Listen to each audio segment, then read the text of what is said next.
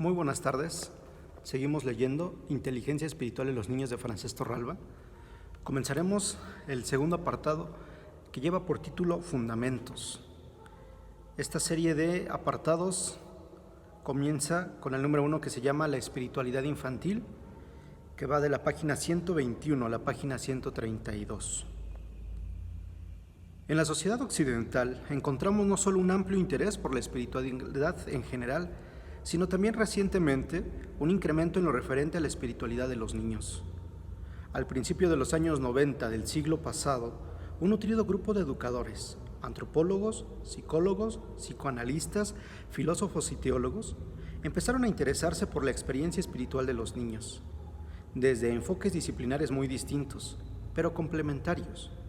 La producción científica sobre esta apasionante cuestión ha crecido significativamente en los últimos 30 años. Desde el año 2000, se están celebrando periódicamente congresos nacionales e internacionales sobre la espiritualidad infantil, y en 2006 se fundó en Estados Unidos la Asociación para la Espiritualidad Infantil. Todo ello es una expresión de la vitalidad que tiene esta reflexión en las áreas del mundo más innovadoras en la práctica educativa. En nuestro entorno cultural, en cambio, el panorama es radicalmente distinto. El debate es prácticamente inexistente, salvo en algunos entornos académicos muy especializados. Como se ha dicho, se asocia la palabra espiritual a lo confesional, y ello evoca en muchos contextos un significado anacrónico u obsoleto. En las instituciones educativas de raíz religiosa, se exploran mecanismos para estimular y educar la espiritualidad de los niños a partir de determinados carismas o referentes religiosos, pero en el ámbito público, el panorama es desolador, porque se concibe la espiritualidad como un patrimonio exclusivo de los ciudadanos que profesan una fe concreta. El International Journal of Children's Spirituality, que existe desde 1996, está estrechamente vinculado a dichos congresos. Tanto esta publicación como esos congresos se basan en una interpretación amplia de la espiritualidad, en la cual distintas formas de espiritualidad no confesionales encuentran un lugar junto a reflexiones sobre la espiritualidad infantil musulmana, católica o protestante. Este planteamiento amplio de la espiritualidad infantil se refleja en una gran abundancia de bibliografía internacional, en su mayoría anglosajona, como por ejemplo los libros y artículos de David Hay, de Rebecca Nee, de Roberto Coles, entre otros. En nuestro país, él escribe desde España, esta reflexión es apenas conocida en el ámbito educativo y se ignora en los circuitos oficiales. La bibliografía sobre tamaña cuestión es simplemente oceánica, especialmente en lengua anglosajona. No deja de ser significativo el desfase de investigación que existe respecto a esta temática entre los países de la Europa meridional y los países de la órbita anglosajona. Los estudiosos de la espiritualidad infantil exploran su desarrollo y la conciben como una realidad dinámica y distinta de la de los adultos.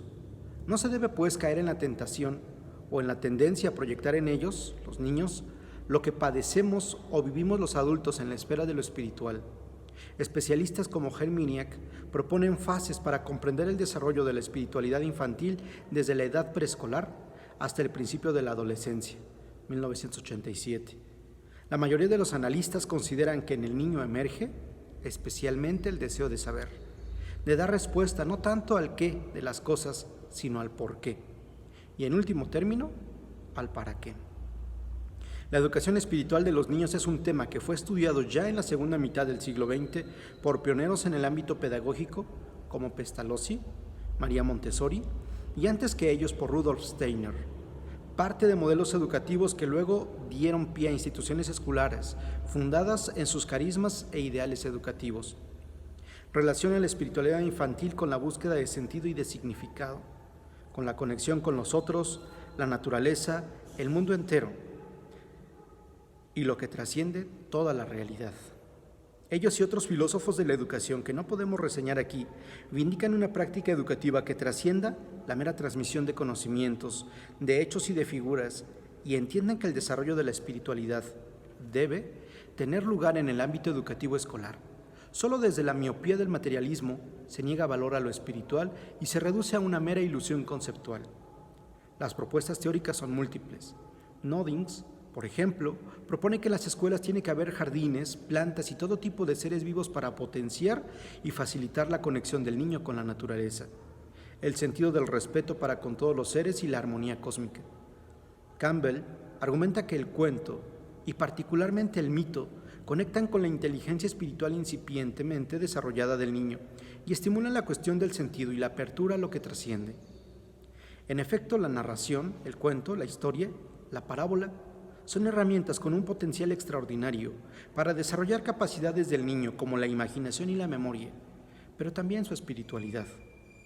En las grandes tradiciones espirituales, tanto de Extremo Oriente como de Occidente, la narración ficticia tiene un valor ilustrativo enorme. Tanto en los Upanishads de la tradición brahmánica como en las parábolas del Nuevo Testamento, nos encontramos con historias aparentemente simples en su factura, que abren una multiplicidad de significados y de interpretaciones. La creciente investigación sobre la espiritualidad infantil se puede interpretar como una consecuencia del interés por la espiritualidad como tal, en las diversas formas antes descritas. Al mismo tiempo, se puede considerar el resultado de un ámbito relativamente nuevo de los estudios sobre la infancia. Desde finales de los 80 del siglo pasado, diferentes disciplinas como la sociología, la psicología, la literatura y la filosofía han centrado cada vez más su atención en los niños y la infancia como un ámbito especial de investigación. La idea que se encuentra en el corazón de este planteamiento es que la perspectiva de los niños se ha descuidado con frecuencia en la investigación tradicional. Por analogía con los estudios feministas, los estudios sobre la infancia intentan centrar la atención en la perspectiva propia de los niños, haciendo hincapié en la vulnerabilidad de los niños, pero también en sus puntos fuertes y competencias. Este planteamiento en la investigación científica queda reflejado en la atención internacional a los derechos de los niños, que se reunió en la Convención Internacional para los Derechos del Niño en 1989. Dicha convención, que fue ratificada por todos los países miembros de la ONU, a excepción de Somalia y Estados Unidos, contiene 3 grupos de derechos: derechos de protección, tales como protección contra los abusos, contra ser víctimas de la guerra; derechos de aprovisionamiento, que se centran en el derecho a alimento, cobijo, cuidados suficientes; y derecho de participación, relacionados con el ejercicio de la libertad, tales como el derecho a escoger una religión en diálogo con los padres o el derecho a participar en la sociedad. Los estudios sobre la infancia y el movimiento de los derechos de los niños promueven la idea de los niños como sujetos competentes, con cierto grado de autonomía, como complemento de la idea de los niños como personas vulnerables, que necesitan ser socializadas y protegidas. Los niños no son solamente receptores, pasivos y objetos de cuidado y protección de los adultos, también tienen capacidad de acción y pueden actuar de manera importante. Esto significa que pueden tener competencias éticas y espirituales, que aun cuando estén influidas por padres, maestros y otras personas significativas, no se limitan a ser una copia de lo que otros dicen, sino que constituyen un testimonio de una visión personal del mundo. Si a los niños se los ve como sujetos competentes y agentes activos, también es necesario tomar en serio su propia espiritualidad y su propia búsqueda de sentido y fe.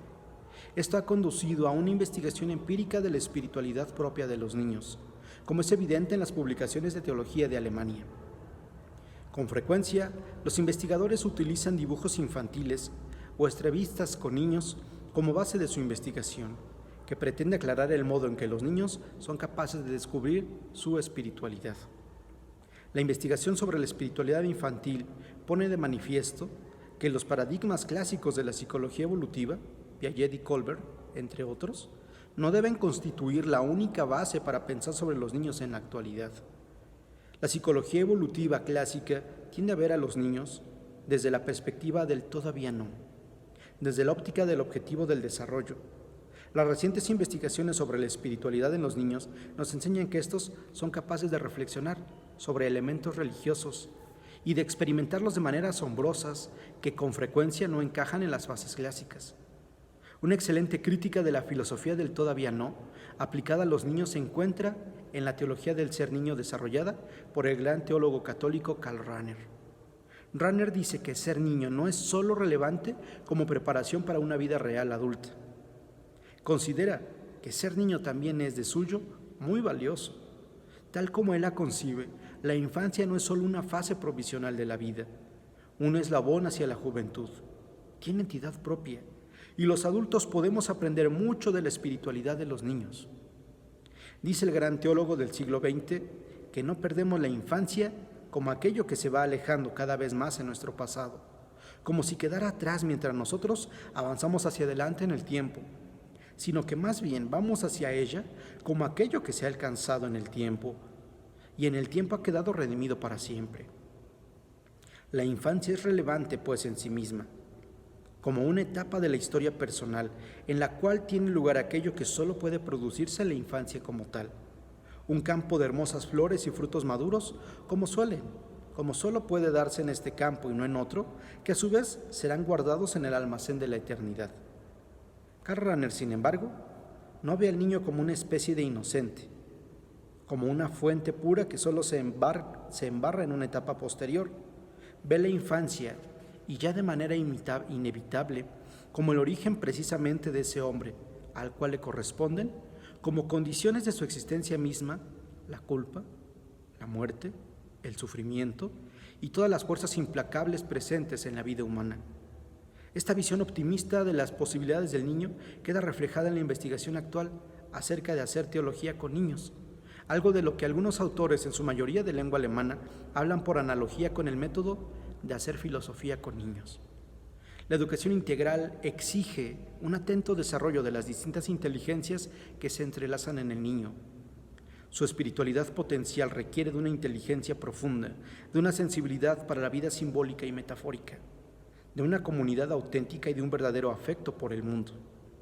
Dos problemas afectan gravemente el desarrollo de la inteligencia espiritual de los niños, además de los ya vistos: la hipersaturación y la aceleración de la vida cotidiana. Los adultos proyectamos en ellos nuestras propias deformaciones. Un síntoma común de la vida posmoderna occidental es que no hay tiempo para el pensamiento, ni siquiera para dejar que se asienten las impresiones del día. La inteligencia espiritual nos faculta para el asombro, para la admiración y la atención plena, pero para ello se requiere el vaciamiento y la lentitud. Cuando uno se toma tiempo con las cosas, llega a conocerlas más íntimamente y a sentir una conexión más auténtica con ellas. Tal como decía en la primera parte del libro, en el contexto del mundo occidental y de una sociedad cada vez más secularizada, ha ido emergiendo en las últimas décadas un creciente interés por redescubrir y reformular el sentido de la espiritualidad y de la vida espiritual. Esta búsqueda ha asumido frecuentemente una postura diferente de la ofrecida por las diversas religiones, enraizada en unos fundamentos antropológicos, influenciada por valores humanistas y conllevando una preocupación por lo inclusivo y universal. Esta nueva visión de la espiritualidad está mucho más atenta a la auténtica implicación y contribución de la persona en su camino hacia la consecución de una vida significativa. De acuerdo con esta visión, puede decirse que las religiones ofrecen un lenguaje para indagar, desarrollar y articular la búsqueda humana de la plenitud mediante los mitos y los ritos fundacionales. Las religiones no solamente llaman a los individuos a una vida ética, sino que también instan a los creyentes a fundamentar su comprensión de ellos mismos en sus relaciones con su prójimo, con ellos mismos y con el mundo, como también en su relación con lo inmanente y lo trascendente. La religión y la espiritualidad son, por tanto, dos realidades distintas que sin embargo están interconectadas y ambas contribuyen a la formación de la persona. Tomar en serio la espiritualidad infantil y crear las condiciones necesarias para un verdadero diálogo con los niños requiere que veamos la espiritualidad no solo desde la óptica de fases o desde la perspectiva de una meditación que tiene lugar en sitios apartados, fuera de la vida cotidiana. La espiritualidad de los niños puede adoptar, como la de los adultos, muchas formas y se expresa en la vida diaria. Por ejemplo, mientras cuidan de un hermano menor, mientras comen juntos y rezan, mientras ayudan a sus padres a cocinar o mientras están sentados en el coche o contemplan un cuadro. Los estudios de especialistas tales como Bonnie Miller, McLemore y Marcia Wunsch, que proporcionan visiones generales sobre los niños, ponen de manifiesto la complementariedad de diferentes maneras de considerar a los niños. Los especialistas sostienen que las expresiones de la vida espiritual pueden reconocerse incluso en la vida de los más pequeños. Se ha realizado una aproximación fenomenológica a la espiritualidad de los niños en edad preescolar. Todos los especialistas que han trabajado en estos campos reivindican un mayor reconocimiento de la espiritualidad de los pequeños en la vida de cada día. Desde la pionera obra de Coles, es mucho cuanto se ha hecho para escuchar a los niños y tomar realmente en serio su vida espiritual, así como la influencia de las creencias religiosas por su propia búsqueda de una vida plena y significativa. Pero ya antes de Coles se había desarrollado recursos innovadores en la educación de la espiritualidad. Inspirado por las escuelas Montessori, también se ha desarrollado un contexto interactivo para la educación de lo espiritual que bebés y niños de jardín de infancia. Me parece especialmente sugerente el programa de educación espiritual en los niños que propone Kieran Egan, 2001, dividido en 5 fases. Primero, animar a los niños a cuestionarse sus creencias convencionales sobre el mundo y sobre sus experiencias. Es lo que en Inteligencia Espiritual, 2010, denominamos saber tomar distancia. Este poder, decíamos, es fundamental para superar cualquier tentación fanática o fundamentalista. Tomar distancia es higiénico mental y emocionalmente y abre la perspectiva a la mirada crítica. Segundo, introducir a los niños en los distintos modos de dar sentido y significado a la existencia humana a partir de ejemplos reales y próximos. Esto supone estimular, en primer lugar, la pregunta por el sentido y presentar, a modo de ejemplos, modelos concretos de encauzar esta pregunta y de dar sentido a la existencia humana. Es interesante que vean cómo los adultos dan respuesta a esta pregunta y que puedan dialogar con ellos y sobre los motivos de sus opciones de vida. Tercero, introducir virtudes que están muy conectadas con la espiritualidad: el cuidado, la atención, la reverencia, la compasión. Esto exige una labor transversal que solo puede realizarse plenamente si toda la comunidad educativa, tanto los agentes docentes como los no docentes, se implican en ello. Cuarto, afirmar a los niños a descubrir el gozo del sacrificio personal en la realización de un bien para otros. Es sumamente valioso que descubran, siendo niños, el valor de la gratuidad, de la donación desinteresada, a través de experiencias de voluntariado, para que puedan romper ciertos tópicos sobre la felicidad humana fundada en el tener o el recibir. Quinto, suscitar la capacidad de evaluar el pasado y gozar intensamente el ahora. En efecto, la inteligencia espiritual faculta para valorar lo vivido, también para analizar las oportunidades de futuro, pero simultáneamente predispone para vivir intensamente el ahora, extraer de él el máximo bien. Estamos leyendo Inteligencia Espiritual en los Niños, de Francesc Torralba.